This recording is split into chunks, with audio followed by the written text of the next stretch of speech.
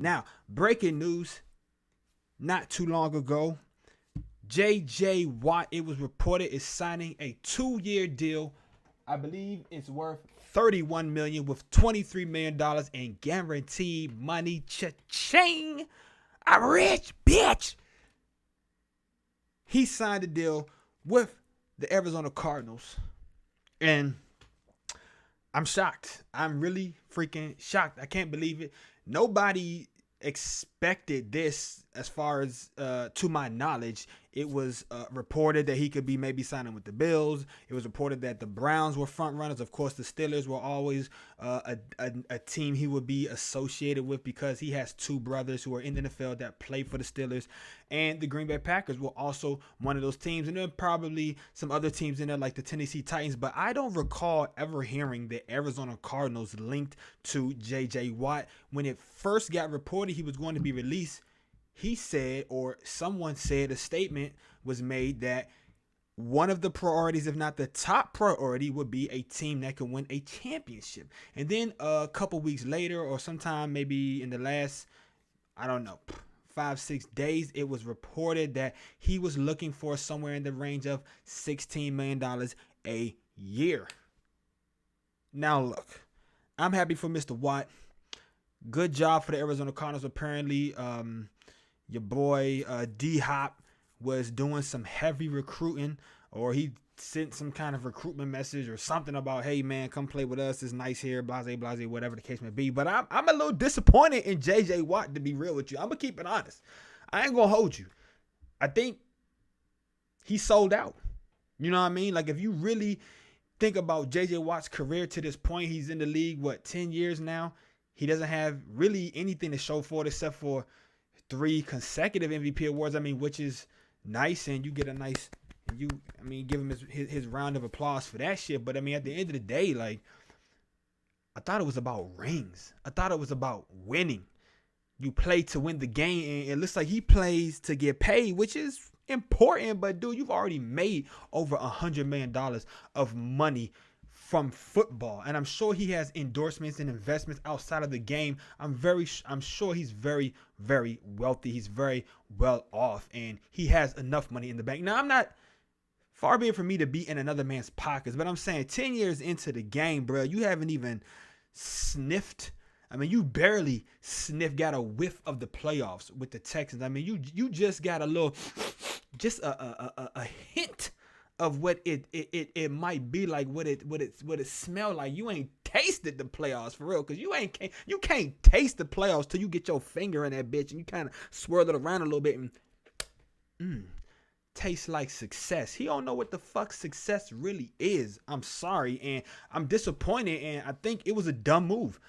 I know the Cardinals have some pieces. I know Kyler Murray is one of the future bright stars in the league. I know DeAndre Hopkins is one of the top players in the NFL, offensively speaking. I know they have a nice little kind of I don't even call it a nucleus of players. They have some pieces. You know what I'm saying? A nucleus to me is like you got the O-line, you got a couple of different pieces on offense and defense. They don't really have a nucleus yet.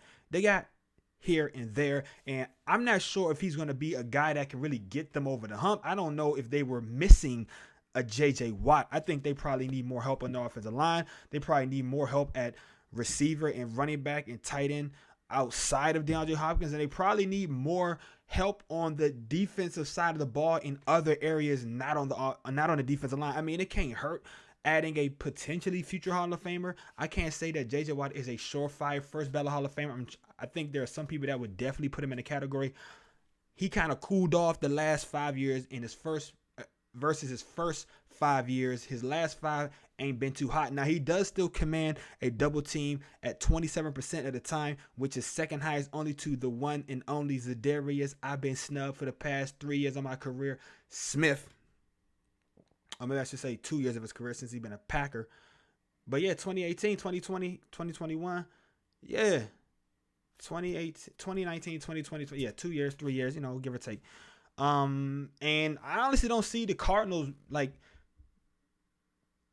making it to a Super Bowl or being serious contenders. Now, they were 1 step short of making the playoffs this year at the wild card in the 7th seed or maybe the 6th seed, depending on how things would have shaken up. But you still got to consider that the Niners, the Seahawks, and the Rams are probably going to be all more favored over the Cardinals in that division. And I think things will see. I think it was kind of this year. The NFC West is tough. I'm not taking nothing from them, but I think it was also more fool's gold than anything because that how competitive it was, because the Niners had so many injuries and this COVID shit really hurt them. So it's like, if you consider that, I think that is still the Niners division to lose. And I think the Seahawks and the Rams are like a little notch above the Arizona Cardinals. So I'm not really sure if he thinks he has a legitimate chance of winning a Super Bowl with the Arizona Cardinals.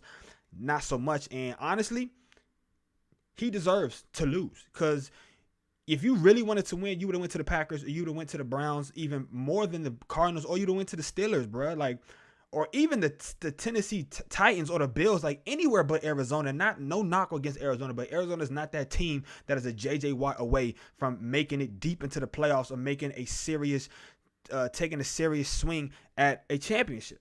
So, Mr. J.J. Watt, you deserve.